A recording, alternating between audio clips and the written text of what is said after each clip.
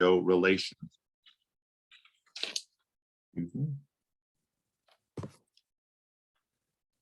In Russia, with particular expertise in the energy sector.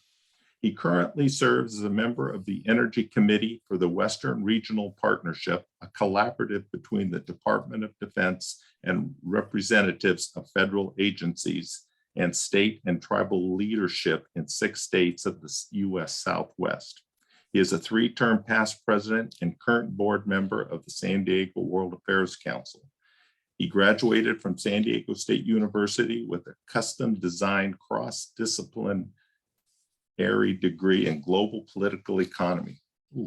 Drawing on his global perspective and experience, he has lectured widely for nearly 20 years on energy, finance, and politics. Please help me welcome Mr. Dave Edick. You're on, sir. Thank you. Thank you very much, Bill. It's great to be here, everybody. Such an amazing time in history. If you haven't had enough, just hang on. We'll all be drinking from the fire hose. Just getting started on some really big transition stuff. Back in January, the North County chapter of the San Diego World Affairs Council here invited me to speak on the situation that Europe was facing, its crisis in natural gas in Europe. And this is before the war broke out. Last year was an historic year in the European gas market as prices soared to unmentionable levels, throwing a huge economic shock into industry, into people's pockets.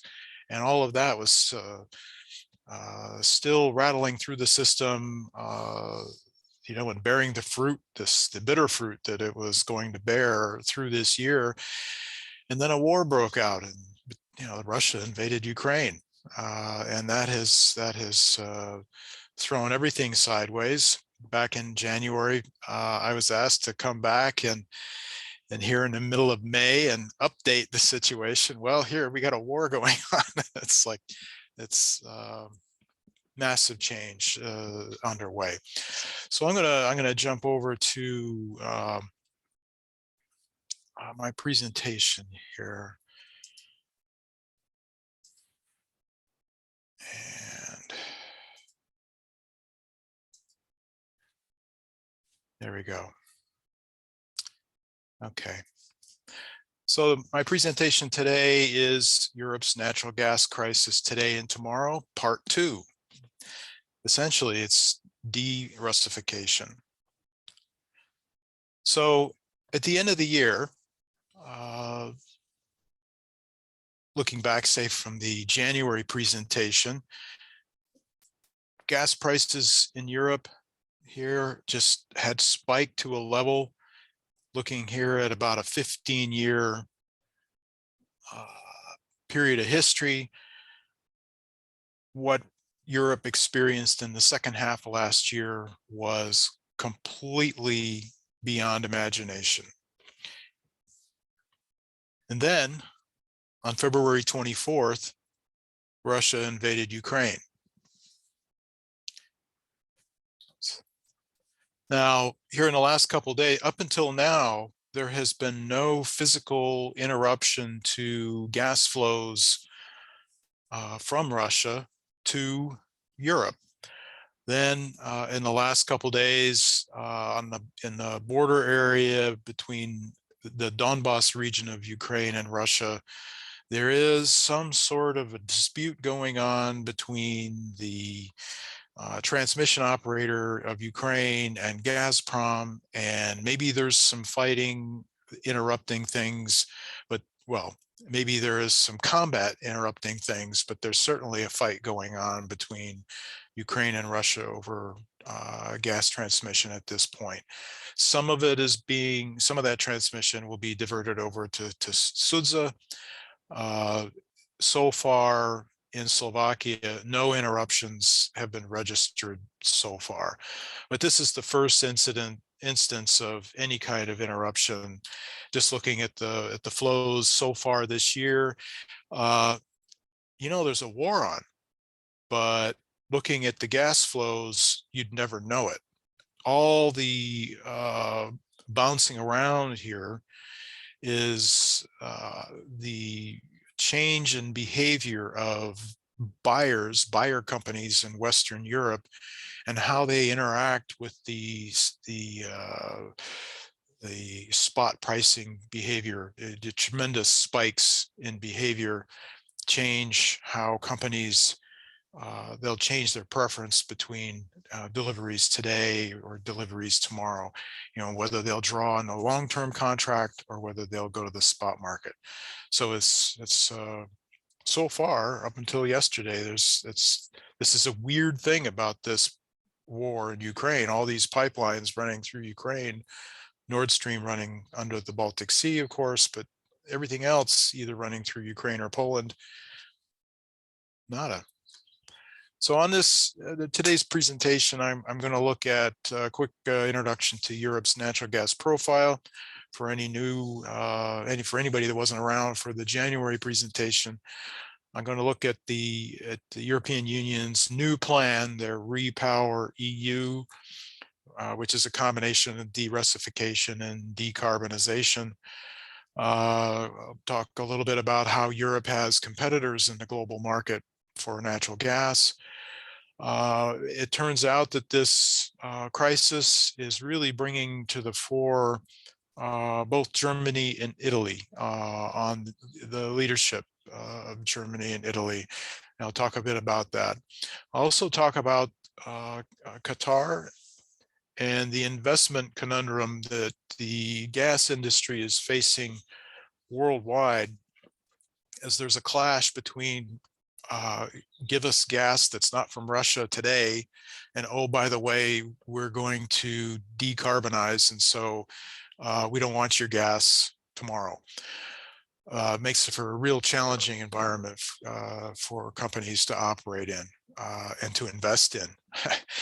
Also going to spend some time looking at the demand for the forthcoming real expansion, potential for expansion and demand for US LNG and its impact on the US domestic market. This is not getting enough coverage yet, but we will talk about this a lot in the years to come, and then I'll have some concluding remarks.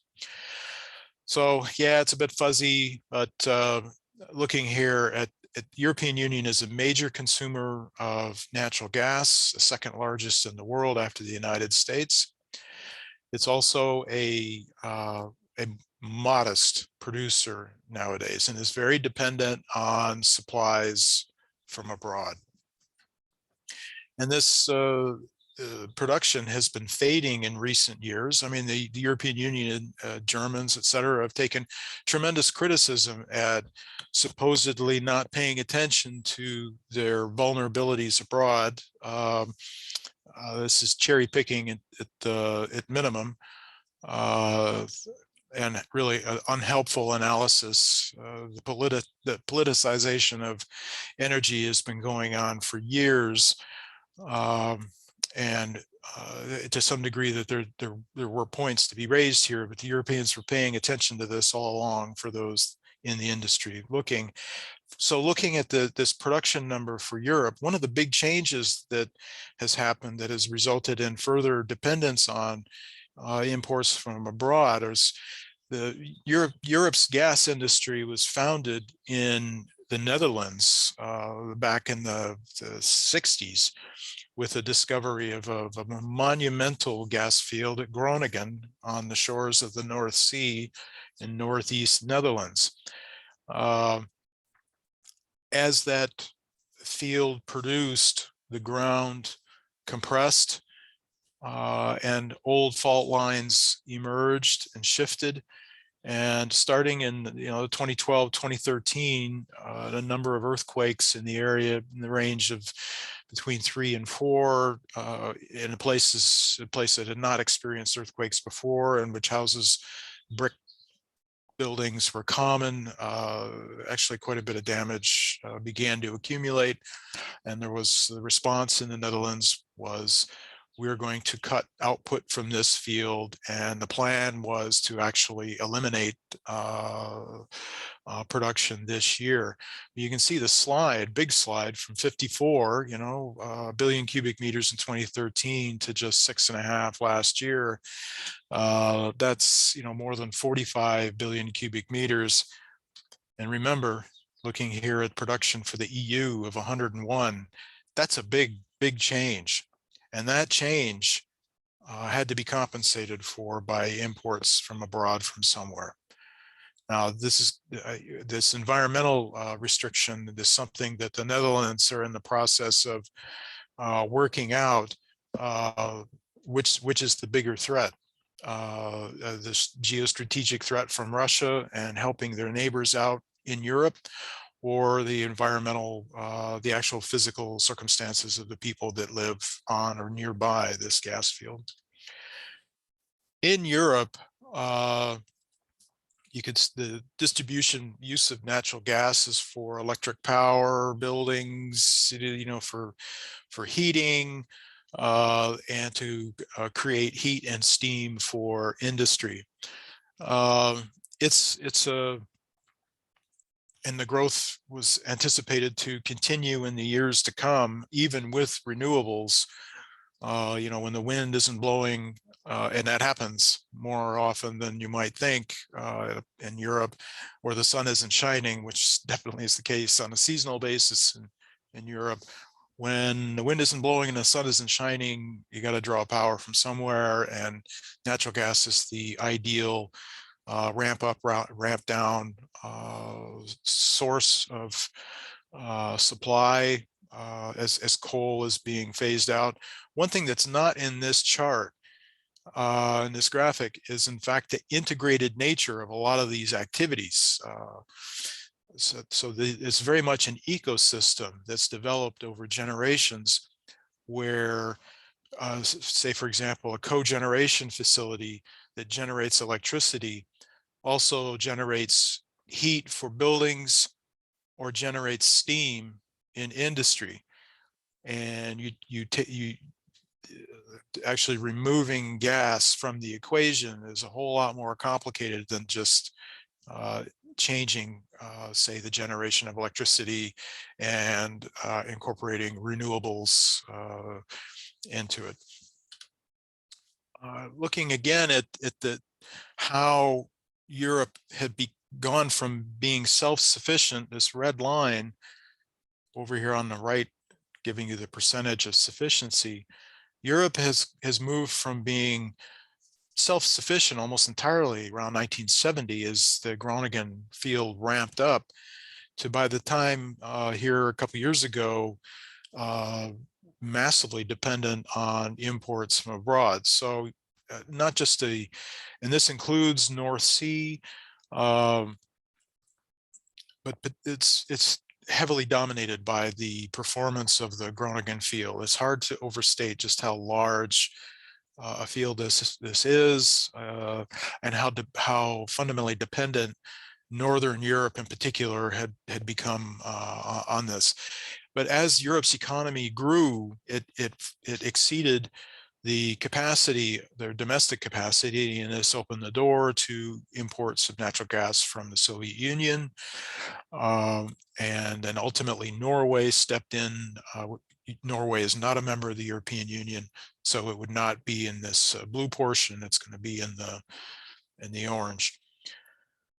So imports have become a big factor over a couple generations. Kind of a bit on the complex side. Don't worry about the numbers here on the right. It's really more about the relative shape. Okay, and this is let's look at 2020. You can see where the role of domestic supplies, the role of supplies by pipeline coming from Norway, very large. Okay, supplies coming from Algeria in particular, which are significant but have been fading in recent years as Algeria's domestic demand has picked up and investment has maybe been a bit short. That's in the process of facing an emergency change, as you might guess. And then here, forgive my color blindness. For me, this looks kind of orangish brown. These are imports from Russia. It is a significant part of the supply for Europe. Russia does not have a monopoly, and so let's get clear on the language. It is completely unhelpful to exaggerate the situation. And the situation is so important that sober thinking, clear-eyed analysis is crucial to managing this process forward. And to the degree that there isn't clear-eyed, clear-minded thinking, it creates the opportunity for policy accidents, economic accidents that the general public and industry will pay for. Also point out the role of natural gas is significant and has been growing in recent years, and then last year very much so. This beige is Azerbaijan beginning to appear in European supplies.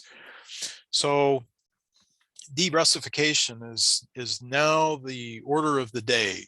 Russia invaded Ukraine. It was a massive shock to Western Europe, to the European Union. Absolutely a fundamental shock, and it has overturned how Europe sees the world geopolitically, economically.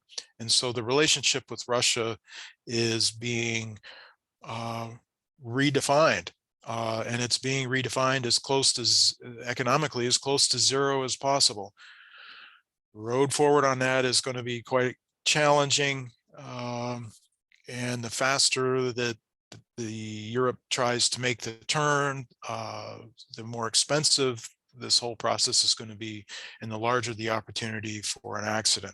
But this is a clear decision that's coming down from Brussels with really overwhelming political support in general across Europe, especially Northern Europe.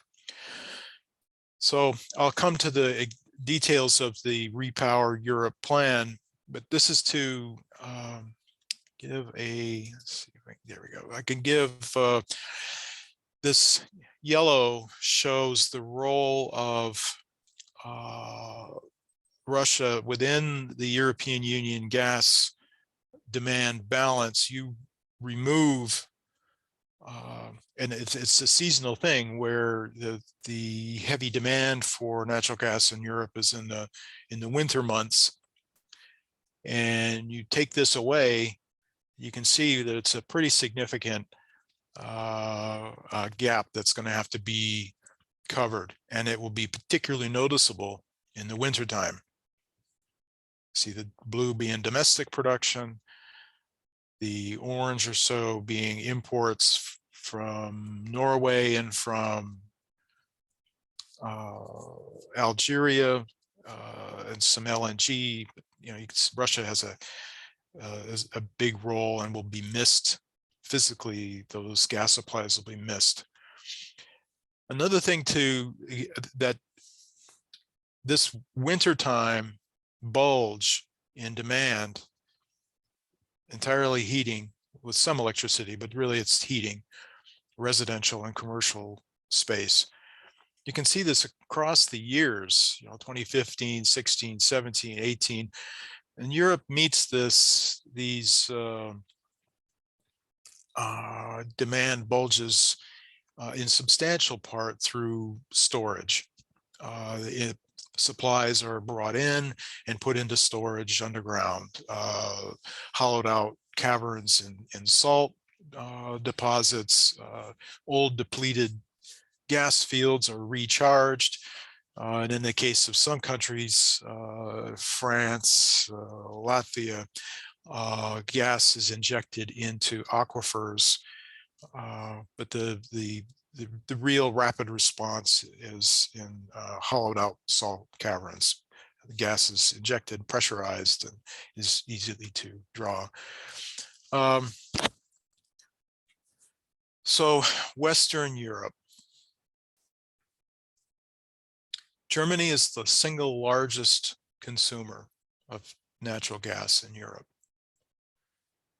The UK, no longer part of the Union, but still an integrated, an integral player in Europe's energy equation, if you will, is a substantial consumer of natural gas, as is Italy, France, Spain.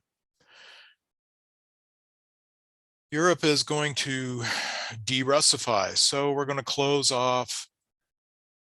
Okay, Nord Stream 2 is built, but is dead. Nord Stream 1 is the backbone for flows coming into Europe now.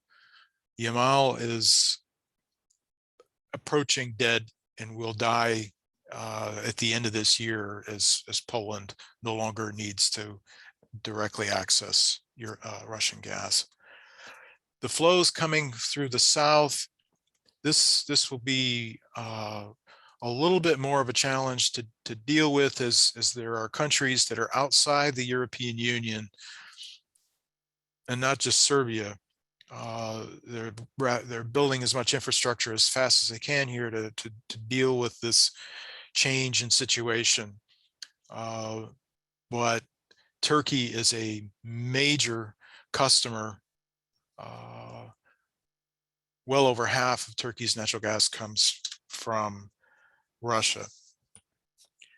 Now, Algeria's flows come into Southern Europe.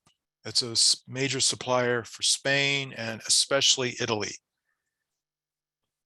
Not so much Libya anymore. No one should wait for any kind of rescue from the East Mediterranean. Anything that comes out of the East Mediterranean will come out of the Egypt LNG plants. There is flow, and this will increase coming out of Algeria across Turkey into Southern Europe to Italy. This will increase. But Norway remains the big supplier. After Russia, we're factoring Russia out now. So it's Norway. Out here is the Groningen field. Algeria is a complicated situation and will ramp up, but it will take some years to add incremental volumes.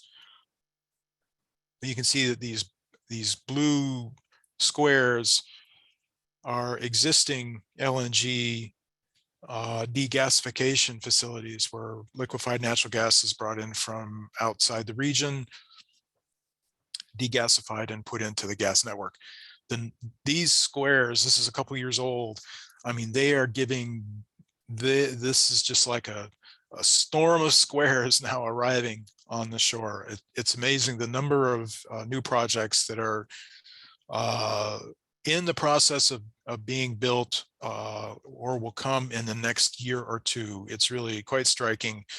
The physical capacity to bring gas into Europe, LNG, it'll be there in a couple of years. Well, looking at what kind of what kind of movement are we looking at here? So Europe has been importing, last year, imported 155 billion cubic meters of natural gas from Russia. It's about, it's two and a half times of what California's demand is. I don't know if that makes any sense, but it's quite a lot of natural gas. And this does not include the LNG that comes in from Russia. And Europe's plan, the EU, Brussels plan, looking ahead to, well, first looking ahead to the end of this year, they're talking about they want to remove 2/3 of this somehow. It is a bold goal. There's a point at which bold becomes something else. But let's look ahead to 2027 to 2030. This is what the European Union wants to do in phasing out this 155 billion cubic meters from Russia. Firstly, consequentially, higher LNG imports. About a third of this will be compensated by higher LNG imports. Other pipelines, well, rumbling about something from the East Med, it's a small number, electrification. These two, biomethane and green hydrogen. I would like to tell you a more detailed story about biomethane. It is an increasingly consequential activity in Europe, but it's a tiny fraction of this today. Green hydrogen doesn't exist today. Both will require monumental investments. And I mean, we're talking about, I mean, I'm really at a loss in terms of connecting the scale of what the EU is just kind of imagining here. I just don't have any other way around it. I actually find this kind of disturbing from a policy-making standpoint, as it integrates into the energy industry. Now, how do we get from here to there? And in essence, this REPowerEU is attempting to square a combination of de-Russification and decarbonization, and to throw in a bit of analytical judgment. Decarbonization is going to take a back seat. I am quite clear in my own mind that Russia's invasion of Ukraine will essentially set back the planet a decade, at least, in terms of decarbonization. There are those who think that it's an opportunity, but in fact, it's a danger. Europe could find themselves desperately short, and the price shocks and the supply-demand shocks, which would be numerated, if you will, or monetized as price shocks, and how that feeds through. I just find this a disturbing plan, to say the least. So Europe is going to make, look, I'm going to go back one slide here. So Europe is looking to cover 1/3 of this pipeline import from Russia via higher LNG. I actually think it's going to be a lot bigger, but it's hard to put it into, I mean, I can say that neither of these actually take place. Biomethane, some portion of this will happen. Green hydrogen is a best guess, even as more detailed plans are rolling out today, actually, and in the days to come. But this is how Europe is really going to respond to this challenge. How are they going to de-Russify? They're going to import LNG.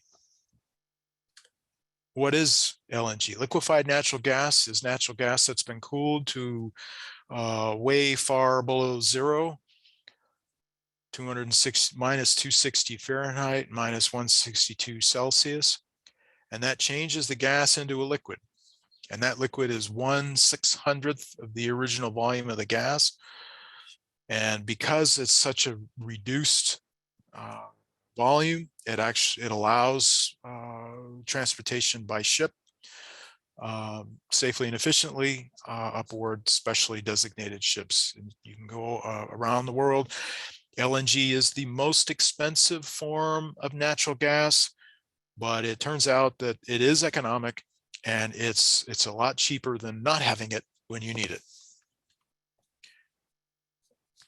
One thing that Europe is adding a lot of, and it's one of the popular ways around the world, the infrastructure response, if you will, to transporting LNG from one place in the world to another. When it arrives in Europe, by and large, what's coming are floating storage and regasification units. And it's a ship comes in, offloads to another ship that has all this, has a combination of storage and essentially they are using they're using the water of the ocean as a gentle way of warming that LNG into gas, and then that regasified gas is put into the gas grid.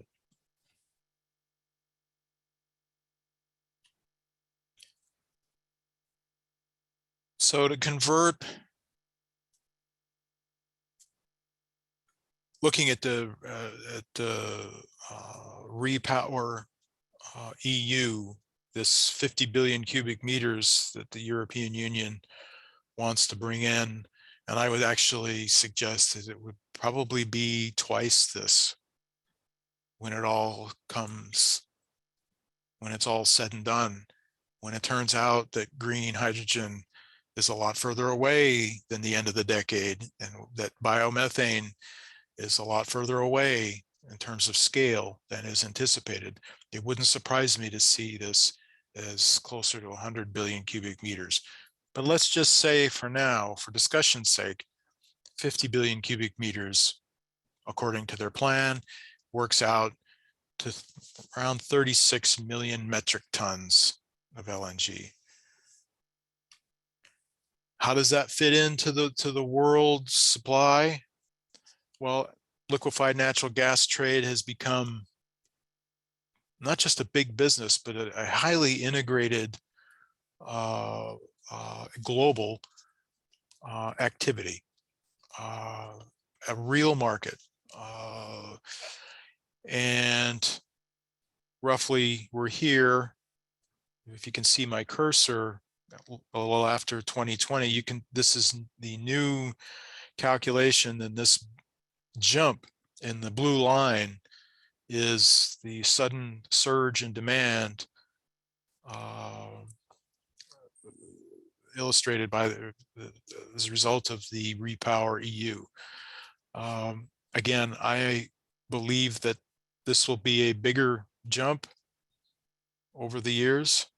Okay, this also incorporates growth in East Asia and China in particular. But you can see it's really this has taken decades and decades to put together. And we're now looking at a step change in activity, industrial activity.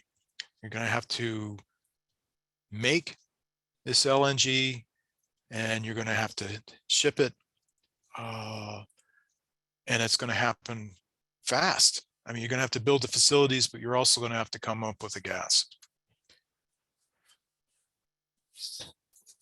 So Europe, looking here, this is a kind of a complicated graphic, but let's pick it apart.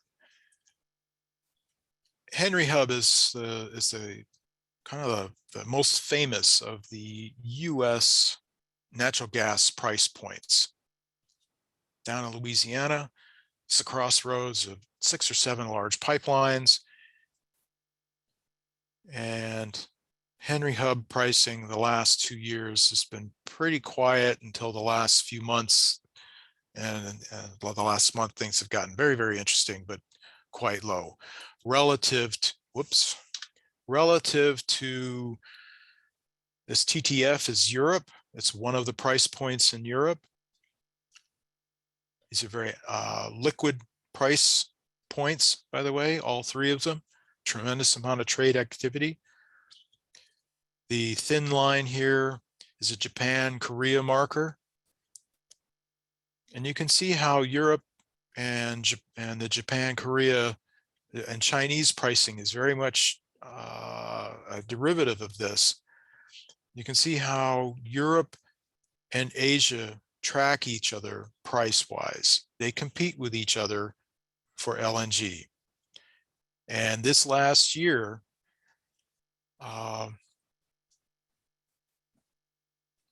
Asia was willing to pay a price that Europe was not for a long time.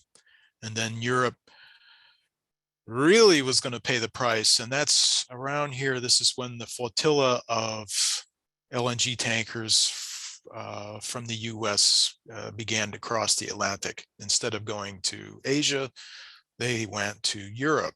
But the price is phenomenal.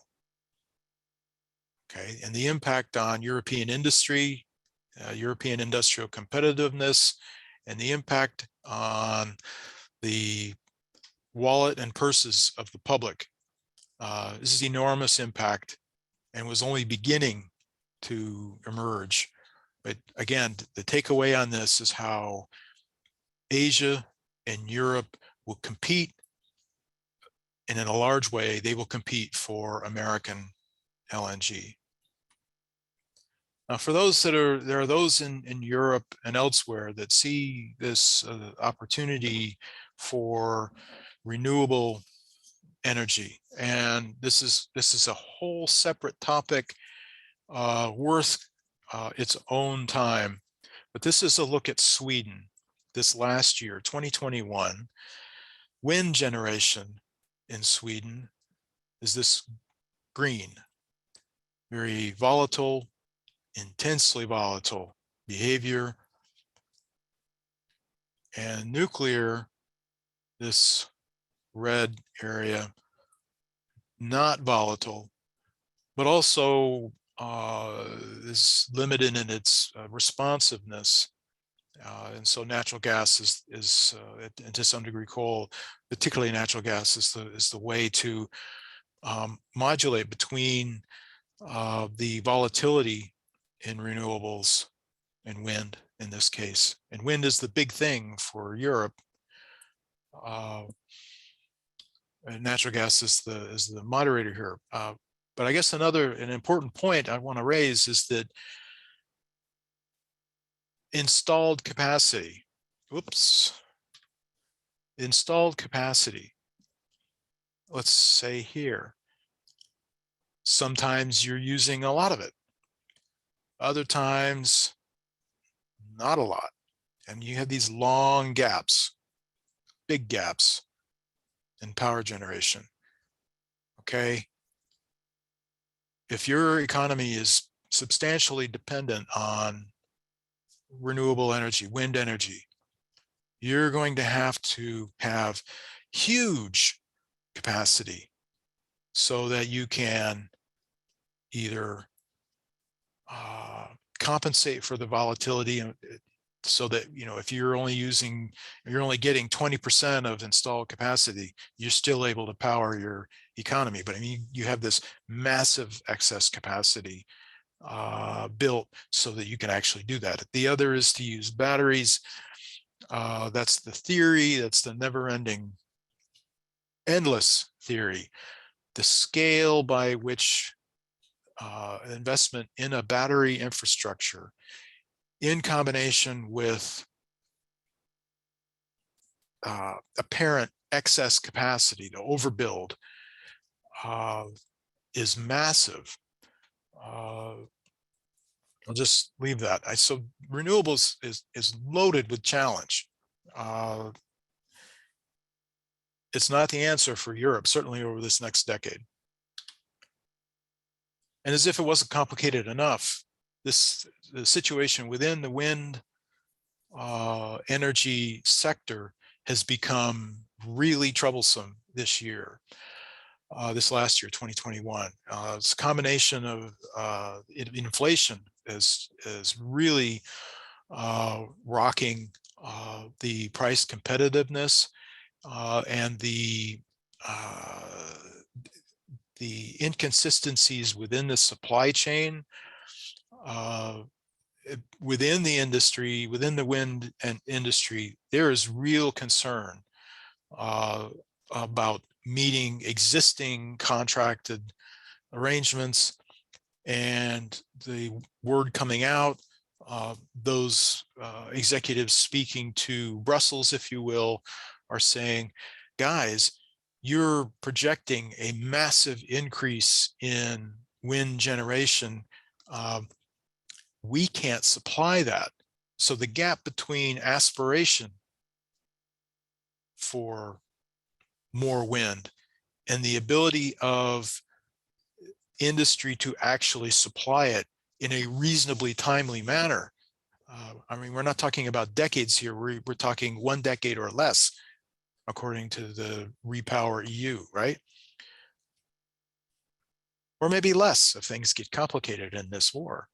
There is a war on, right?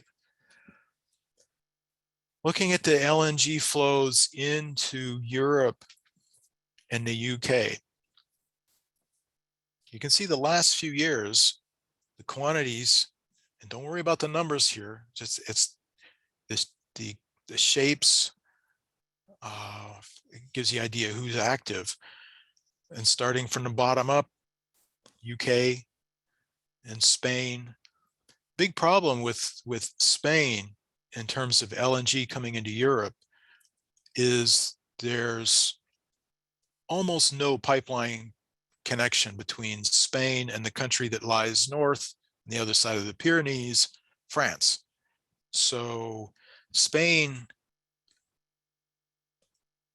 is limited. They have tremendous spare capacity for LNG. They can bring it in, but what are they going to, if beyond what they use or small storage, what are they going to do with it? Well, they don't have the capacity to send it out. So this infrastructure bottleneck is a real issue. You can see here the tremendous response to the sky-high prices in Europe. In the UK being an important point coming in, so much so with this flotilla and tidal wave is actually historically the UK draws gas from northwestern Europe. They're now sending it over, so much so. Okay, this orange here is the price that the TTF in the Netherlands. A huge gap has opened up between UK gas prices and the continent as the flood is overwhelming the infrastructure. Looking at this, getting away from the EU perspective and looking at some of the individual countries, I actually have been really impressed by this guy. Robert Habeck, he is from the Greens. He is Vice Chancellor of Germany, second to Scholz. He is also the Federal Minister for Economic Affairs and Climate Action. His government experience was limited, but this guy has turned out to be a really fast learner, and he has demonstrated an ability to not only grasp the geopolitical shifts, but also the energy and industrial economic realities at hand in this kind of transition. So it turns out that he has grown into this position in a striking way, and I see him as somebody to pay attention to going forward. And I would say the Germans are fortunate to have a political person with his apparent capabilities to manage what is an immense and fraught transition. Another leader that's some on the call may recognize from the world of finance in rescuing the euro some years ago when he was head of the European Central Bank. Mario Draghi is now the Prime Minister of Italy, and he has also again demonstrated unusual, I would say, combination of political leadership, political savvy, but also understanding the economic situation and the geopolitical situation, but it's a combination of leadership and practicality that is crucial to successfully managing these kinds of transitions. So it's very interesting that 10 years ago, Italy was kind of like the dead man of Europe. But right now, it is not that. And it is very much worth paying attention to what this fellow has to say. And again, as you're reading, this is another Robert Habeck, Mario Draghi. So for Germany is making a run to replacing the Russian gas, and they're going to do it fast. Okay, so there are floating LNG facilities, 2 of them coming in at the end of this year.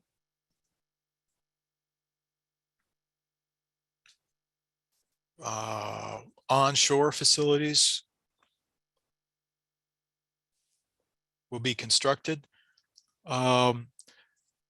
Germany, the national demand is about 100 billion cubic meters, and they've been bringing in from Russia, some of it being sent on to neighboring countries, but that's another conversation. But essentially, Germany is on track to replace their pipeline imports from Russia with LNG imports from abroad. They are going to have the physical infrastructure to do it in place within a couple of years, which is really, really impressive, and a chunk of it by the end of this year. Germany last year had 0 LNG import capacity. Actually, as of this exact moment, they have 0. But they are going to move into a leadership position in a big way when these others have spent 10, 15, 20 years putting infrastructure together. The Germans are going to do this in 2 years, 3 years. Very impressive. 2 floating LNG facilities to come in and be operational by the end of this year. These are all the floating LNG facilities available on the planet today. It's a fixed fleet. So I mean, there's not that many boats out there that do this. It's expensive. I mean, you're basically building a tanker with a whole lot of equipment on it. And most of these facilities are already committed elsewhere in the world. So there are going to be a lot more of these built in the years to come. A lot of them are built in China or Korea. And that's just some perspective that these things are not sitting somewhere waiting to be employed someplace. Now, where things get interesting for the Germans is just in Qatar this last recent days. Qatar is in the process of a massive expansion in their LNG capacity. They're essentially one of the top 3 producers in the world now. Roughly US, Qatar, and Australia are together in the upper 70s, low 80s million tons per year. And Qatar is looking to go from 77 to 110 million metric tons in just a few years. It's a massive expansion that was already on the books and planned, and construction underway before Russia's invasion of Ukraine. But there's a problem here. Okay, so while the Germans are being are very efficient, impressively so, in building out a liquefied natural gas import infrastructure, it's the supply of the gas that's going to be the big problem all the way through this. Qatar wants a long-term contract, 20 years, maybe more. But Germany is on target. They've got this plan that they're going to reduce carbon emissions by 88% by 2040. So the Germans don't want these long contracts. So, and this is going to be the big fundamental challenge for Europe, is they want gas today to replace Russian gas. And there's no excess capacity for this stuff in the world. It's going to have to be built. But companies are fearful of making an investment where their output would be used, would be bought for a few years and then not. And they would be left with basically money losing investments. So there aren't too many companies that are in business to lose money. So there's a tremendous amount of reluctance. And what's really kind of, this is going to be an interesting negotiation, and this is going to drive to the heart of the matter for Europe. What's the priority? Energy security or decarbonization? And I can tell you what the outcome is going to be: energy security. So Qatar, yes, they were looking at expanding their LNG, mostly to supply East Asia. Looking ahead a couple decades, where the growth was going to be in the world, it's East Asia. And Qatar was looking to go from 77 million tons a year to 110. They are now looking to, even because of Russia's invasion of Ukraine and a change in policy in Europe, they're looking to raise this up to 130 million tons per year. But in order to do this, they're going to need long-term agreements with somebody. Otherwise, they're not going to take the risk and build it. They'll wait for the demand to appear in a more secure sense. So Europe is going to have to choose between security of supply and decarbonization. Otherwise, these investments aren't going to be made, and Europe will be left buying on the spot market and competing not just with Asia, but countries all over the world. And the entire global gas market, the prices will head for the moon, and all the consequences therein. I want to look here on the right side, this right graphic. Dave, how you doing on time? Yeah, it's coming. I see what's happening. Actually, I'm gonna move forward here. This is the last few years of U.S. LNG flows. It goes around the world: Asia, Europe, Latin America. Steady growth. This is again U.S. LNG exports. The darker blue, these are long-term contracts. The lighter blue, these are spot contracts. That means there's no contracted buyer, and companies can buy and sell on very short notice. And this is why you had this flotilla, if you will, moving to Europe. But the underlying thing here is that the United States LNG industry is market driven, and it's who pays the highest price who will get the gas. Okay, so that this really sets up the United States companies. Okay, not the country of the United States, but companies that have LNG facilities and access to gas. It sets up that those companies will be the winners, and the countries, the buyers, will have to compete amongst themselves on the basis of price. A lot of plans for new facilities to be built, but so far the contracts are slow to come, the long-term contracts.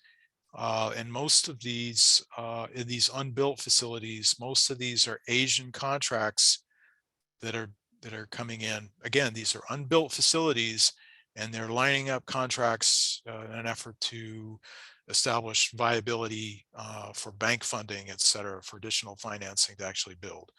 So far, we're not seeing Europe here yet. Now, gas supply. And Bill Crooks, give me a little leeway to finish up here. I'm not too far from the end. U.S. natural gas situation is, call it sluggish. The last couple of years, this dry production, this is in the United States, is in the low 90s billion cubic feet per day. We import from Canada, okay? But there's a big LNG facility the Canadians are building on the West Coast at Kitimat in the northern part of British Columbia that is going to suck away a substantial portion of Canadian exports to the United States. Okay, and that's going to, they're a couple years out. Not yet, but a couple years out.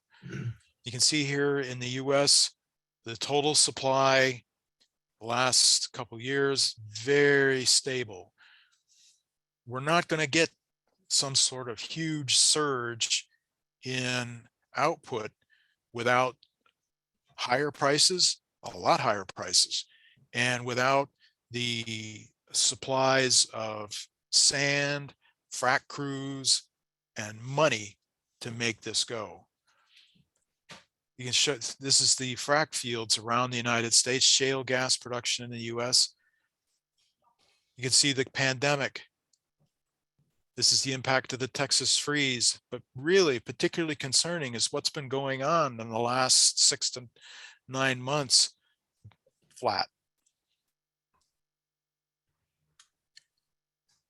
Another thing that's happening in the background that is in the process of supercharging U.S. gas prices. So the blue line is metallurgical coal. A little bit of a rise here is the embargo that China put on Australian coal. The U.S. profited from that quite nicely on metallurgical. On the thermal coal, this is in part due to last year's pricing crisis in Europe. Suddenly coal became a way for Europe to deal with their situation. And now another big jump as Europe has banned the import of coal from Russia, which is a major supplier, and the United States is stepping in. Basically, there's essentially no spare capacity in the US coal industry. And in the US, coal and natural gas compete for to fuel electricity in a big way. And so prices for coal are very high, and that is lifting the price for natural gas. This chart on the left, US natural gas prices are on the move. Yeah. Firstly, not because so much of the coming demand, hang in there, Bill, coming demand from Europe, it's not really factored in here. This is a domestic situation, but the demand from Europe is coming. So we can talk about food prices. A little review. Are we really going to see biomethane and green hydrogen fill the gap like this? Looking forward, and this is really my final slide, we're going to see much higher global natural gas prices, including here in the United States. And those prices are going to be sustained higher until the coming recession destroys demand, the combination of high prices for gas. Prices are going to be volatile as Europe and Asia compete for gas. And I'm very much concerned that as the REPowerEU plan, as this arguing over between security supply and decarbonization is going to intensify the volatility and is going to delay the investment necessary to bridge across this de-Russification process. US natural gas prices are going to be elevated. The second half of this year could be really, really, really, really interesting. And this would be an unpleasant thing for everyone on this call. There is a tremendous pressure, political pressure, and some economic pressure to build out US LNG expansion. The problem, and this is fundamental, is that the growth in supply of frack gas in the United States is going to be slow. This is not because Biden administration or Brandon or anything like that. This has to do with the tremendous resource demand of finance, of sand, of frack crews. It is a resource intensive process. And those of you that see my previous presentations know that the rapid decline in output from both frack gas and frack oil, that to maintain output requires tremendous, relentless investment of money and resources, and to expand output means even more investment and resources in an inflationary environment where sand supplies are essentially maxed out, where labor supplies are troublesome, frack crews are in short supply. Big trouble coming because of the impact of natural gas. It's so crucial to the production of fertilizer that the impact on fertilizer prices and then ultimately on global food production, that low income people, whether it's in Bangladesh or in the United States, low income people are in trouble. This de-Russification process is going to be turbulent and expensive. The rich will win and the poor will lose. That's the bottom line there. We can do more of this in Q&A, but ultimately, best laid plans, beware the unintended consequences. Thank you.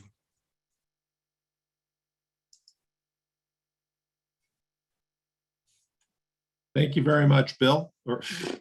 Thank you very much, Dave. That was a excellent presentation. And the de-Russification is a significant game changer. And